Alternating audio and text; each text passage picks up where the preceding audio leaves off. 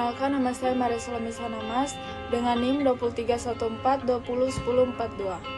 Perkenalkan, nama saya Andini Putri Saapo, NIM 2314201067. Perkenalkan, nama saya Susmin Cobombitun, NIM 2314201041. Perkenalkan, nama saya Mira Nambungan dengan NIM 2314201071. Perkenalkan, nama saya Kobra Abigail Citesa, NIM 2314201006. Baik, perkenalkan saya Chelsea Sorongan dengan NIM 2314201069. Pendahuluan, komunikasi dalam keperawatan disebut dengan komunikasi terapeutik. Dalam hal ini, komunikasi yang dilakukan oleh seorang perawat pada saat melakukan intervensi keperawatan harus mampu memberikan khasiat terapi bagi proses penyembuhan pasien.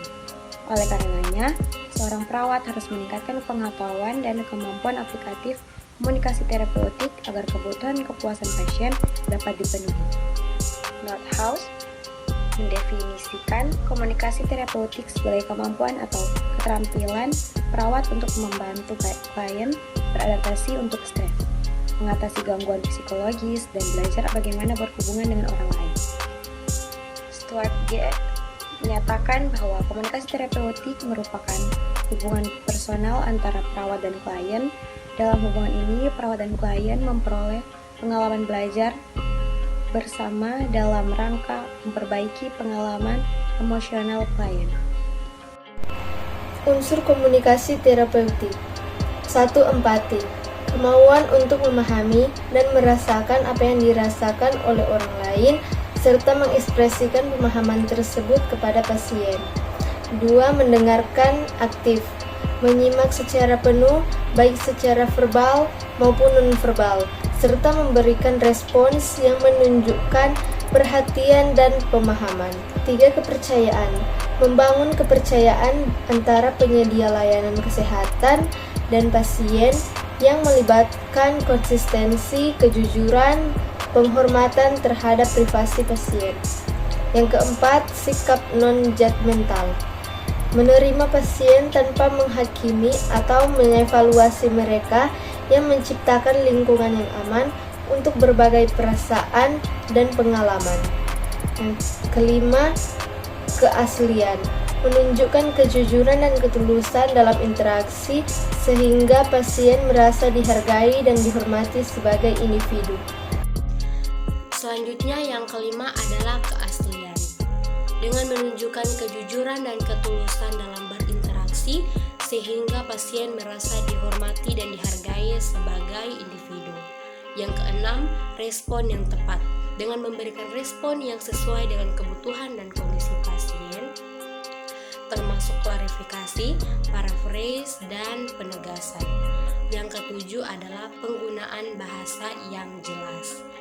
Dengan menghindari jargon medis dan menggunakan bahasa yang dapat dipahami oleh pasien, serta memastikan bahwa informasi yang disampaikan dengan cara sederhana dan jelas.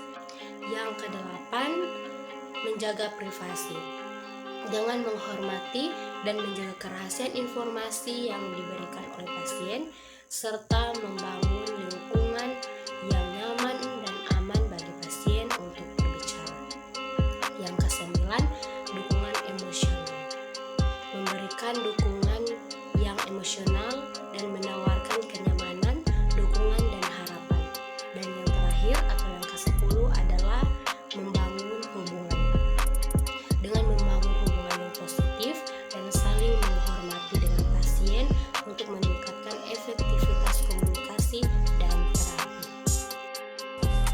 Prinsip-prinsip komunikasi terapeutik. 1. Hubungan perawat dan klien adalah hubungan terapeutik yang saling menguntungkan, didasarkan pada prinsip humanity of nurse and client. 2. Perawat harus menghargai keunikan klien, menghargai perbedaan karakter, memahami perasaan dan perilaku klien dengan melihat perbedaan latar belakang keluarga, budaya, dan keunikan setiap individu. 3.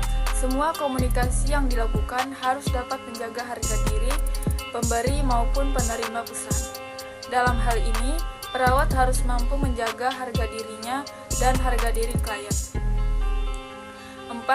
Komunikasi yang menciptakan tumbuhnya hubungan saling percaya atau trust harus dicapai terlebih dahulu sebelum menggali permasalahan dan memberikan alternatif pemecahan masalah. Hubungan saling percaya antara perawat dan klien adalah kunci dan komunikasi terapeutik. Masuk dalam prinsip-prinsip komunikasi terapeutik. Yang pertama, hubungan perawat dan klien adalah hubungan terapeutik yang saling menguntungkan, didasarkan pada prinsip humanities of nurse and client. Yang kedua, perawat harus menghargai keunikan klien, menghargai perbedaan karakter, memahami perasaan dan perilaku klien dengan melihat perbedaan latar belakang, keluarga, budaya, dan keunikan setiap individu. Dan yang ketiga, semua komunikasi yang dilakukan harus dapat menjaga harga diri pemberi maupun penerima pesan. Dalam hal ini, perawat harus mampu menjaga harga dirinya dan harga diri klien. Dan yang keempat, komunikasi yang menciptakan tumbuhnya hubungan saling percaya atau trust harus dicapai terlebih dahulu sebelum menggali permasalahan dan memberikan alternatif pemecahan masalah. Hubungan saling percaya antara perawat dan klien adalah kunci dan komunikasi terapeutik. Dasar dari komunikasi terapeutik. Komunikasi terapeutik bertujuan untuk mengembangkan pribadi klien ke arah yang lebih positif atau adaptif dan diarahkan pada pertumbuhan klien yang meliputi 1. Realisasi diri, penerimaan diri, dan peningkatan penghormatan diri. Meliputi komunikasi terapeutik diharapkan terjadi perubahan dalam diri klien yang menderita penyakit kronis ataupun terminal, umumnya mengalami perubahan di dalam dirinya. Ia tidak mampu menerima keberadaan dirinya, mengalami gangguan gambaran diri, penurunan harga diri, merasa tidak berarti, dan pada akhirnya merasa putus asa dan depresi. 2. Kemampuan membina hubungan interpersonal yang tidak superficial dan saling bergantung pada orang lain. Melalui komunikasi terapeutik, klien belajar bagaimana menerima dan diterima orang lain. Dengan komunikasi yang hubungan saling percaya, hubungan mendalam yang digunakan dalam proses interaksi antara perawat dan klien, merupakan area untuk mengekspresikan kebutuhan, memecahkan masalah, dan meningkatkan kemampuan coping. 3. Peningkatan fungsi dan kemampuan untuk memuaskan kebutuhan serta mencapai tujuan realistis. Terkadang klien menatap ideal diri atau tujuan terlalu tinggi tanpa mengukur kemampuannya.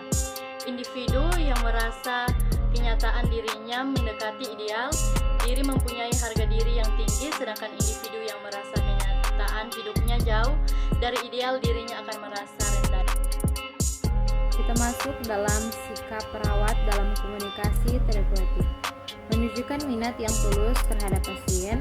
Perawat harus menunjukkan minat yang tulus terhadap pasien dan apa yang mereka alami. Yang pertama, memberikan perhatian penuh kepada pasien. Perawat harus memberikan perhatian penuh kepada pasien saat berkomunikasi dengan mereka dan tidak melakukan hal-hal yang dapat mengganggu fokus. Yang kedua, mendengarkan dengan aktif dan penuh perhatian. Perawat harus mendengarkan dengan aktif dan penuh perhatian saat pasien berbicara dan menunjukkan bahwa mereka benar-benar mendengarkan apa yang dikatakan pasien. Yang ketiga, mengajukan pertanyaan yang tepat. Perawat harus mengajukan pertanyaan yang tepat untuk mendapatkan informasi yang dibutuhkan dan membantu pasien memahami situasinya. Berikut, memberikan umpan balik yang positif. Perawat harus memberikan umpan balik yang positif kepada pasien dan fokus pada kemajuannya yang telah dicapai pasien. Dengan menunjukkan sikap-sikap yang positif, profesional, dan terapeutik, perawat dapat membangun hubungan yang terapeutik dengan pasien dan membantu pasien mencapai kesembuhan.